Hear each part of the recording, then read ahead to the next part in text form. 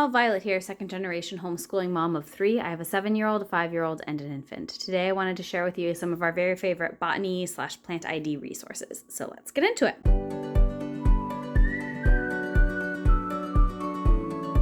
So spring is coming and we are very excited. Even though our winter has been pretty mild, there have been a lot of cold days for us. So one of the things that we like to do each spring is study plants, watch what's emerging, and just really get out into nature once the days start getting warmer and nicer. So I bought these books for my kids a few years ago and we reread them every spring.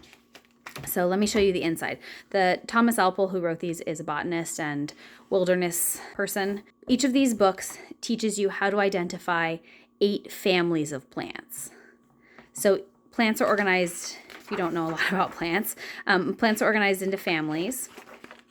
And if you can identify which family the plant is, it's much easier to identify which specific plant you're looking at, especially if it's not flowering. If you can recognize the characteristics of a plant in the mustard family, for example.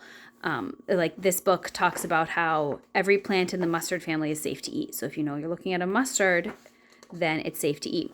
Field guides as well are set up so that you look up plants by family. So knowing which family you're looking at is really helpful. So this book is set up as a story. There's some introductory stuff that I flipped through.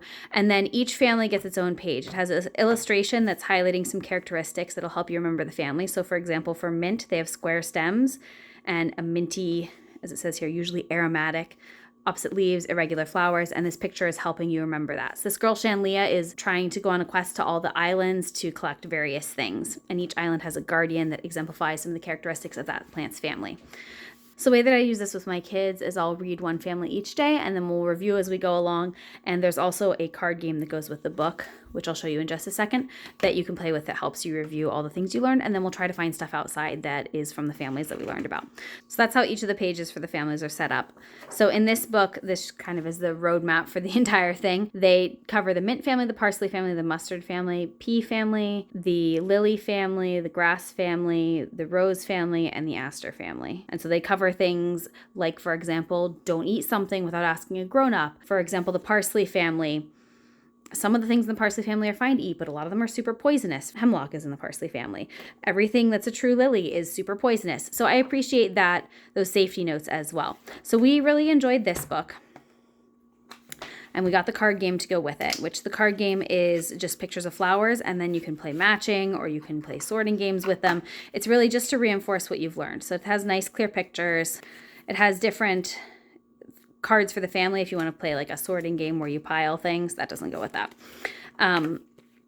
But yeah, it just has a bunch of different things that you can sort into categories to help review the 8 families you learned in this book.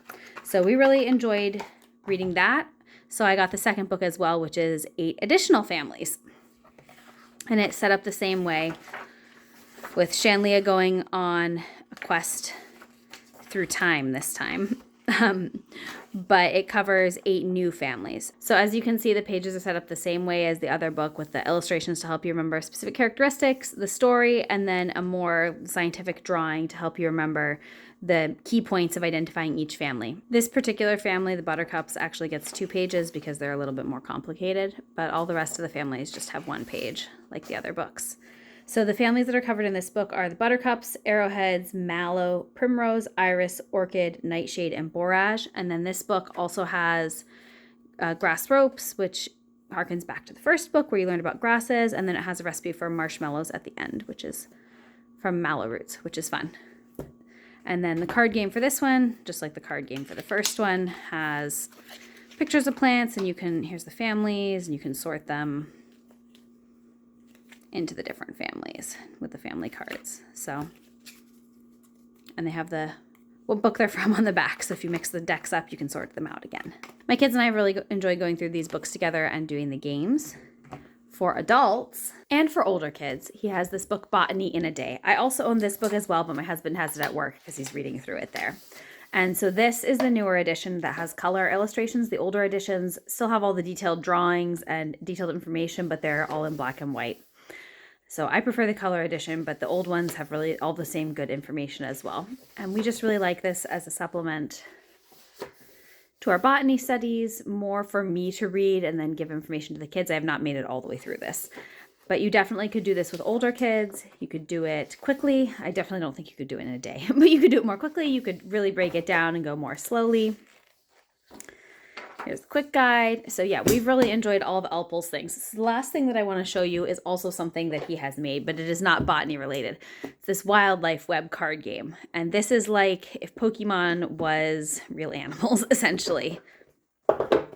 So in the gameplay, you have several animals and you're trying to get them to collect food and mate and produce offspring. And once you've successfully raised 3 offspring, you win. So you can see it has all sorts of information about each animal. There's a day and night cycle. These are the food cards. These are some like action cards, various things that can happen to your birds or your different animals. There's these road cards with roadkill, the day and night card, and then there's also offspring cards for your offspring. I missed them. Here they are, little offspring cards. So they're all real pictures of various animals. And this is a slightly more complicated game. I felt like once we got the hang of it, it was fairly easy to play. And my kids are 5 and 7, my older kids, and they didn't have any problems playing. My 5-year-old does like complicated games, so if your kids prefer simpler games, this might be a bit of a stretch for them. But I feel like this was educational and pretty fun for how educational it was. So we really like this as well. As always, I will link everything in the description box below. I am an Amazon affiliate, so if you click on a link and make a purchase, I do receive a small commission. Thank you for watching.